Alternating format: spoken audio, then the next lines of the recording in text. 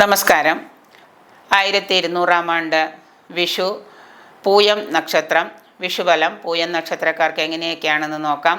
അഷ്ടമത്തിൽ നിന്ന് ശനി 9ലേക്ക് മാറി ഇവർക്ക് ഗുണങ്ങൾ, ഭാഗ്യാനുഭവങ്ങളൊക്കെ വന്നു ചേരുന്നൊരു വർഷമാണ് ഈ ഒരു വിഷുഫലം. പൂയ നക്ഷത്രക്കാർക്ക് നേരത്തെ മുടങ്ങിക്കിടന്ന പല കാര്യങ്ങളും, തുടങ്ങി വെച്ചിട്ടുള്ളതായിട്ടുള്ള പല കാര്യങ്ങളും നിങ്ങൾക്ക് തടസ്സം കൂടാതെ മുന്നോട്ട് പോകാൻ സാധിക്കുന്ന, നേരത്തെ തുടങ്ങി വെച്ചിട്ട് തടസ്സം വന്ന് നിന്നുപോയിട്ടുള്ള പല കാര്യങ്ങളും വീണ്ടും പുനരാരംഭിക്കാനൊക്കെ നിങ്ങൾക്ക് യോഗം കാണുന്നുണ്ട്. തടസ്സം കൂടാതെ അത് മുന്നോട്ട് പോകാൻ സാധിക്കുന്നതാണ്. സാമ്പത്തികമായിട്ട് ചില്ലറ മാറ്റങ്ങളുമൊക്കെ നിങ്ങളുടെ ജീവിതത്തിൽ വന്നുപെടുന്നുണ്ട്. നല്ല ജോലി ലഭിക്കാനോ, PSC മുഖാന്തരം സർക്കാർ ജോലിയൊക്കെ കിട്ടാനായിട്ട് പരീക്ഷയ്ക്ക് എഴുതി കാത്തിരുന്നവർക്ക് തൊഴിൽ ലഭിക്കുന്നതാണ്. വിദേശത്ത് പോകാൻ ആഗ്രഹിക്കുന്നവർക്ക് അതും സാധ്യമാകുന്നുണ്ട്. പ്രൊഫഷണൽ രംഗത്ത് പ്രവർത്തിക്കുന്ന, സാങ്കേതിക വിദ്യയുമായിട്ട് പഠനവുമായിട്ട് ബന്ധപ്പെട്ട വിദ്യാർത്ഥികൾക്ക് ഏറ്റവും നല്ല അനുകൂലമായിട്ടുള്ള ഒരു കാലം തന്നെയാണ് ഈ 1200 ആണ്ട് വിഷു വർഷം.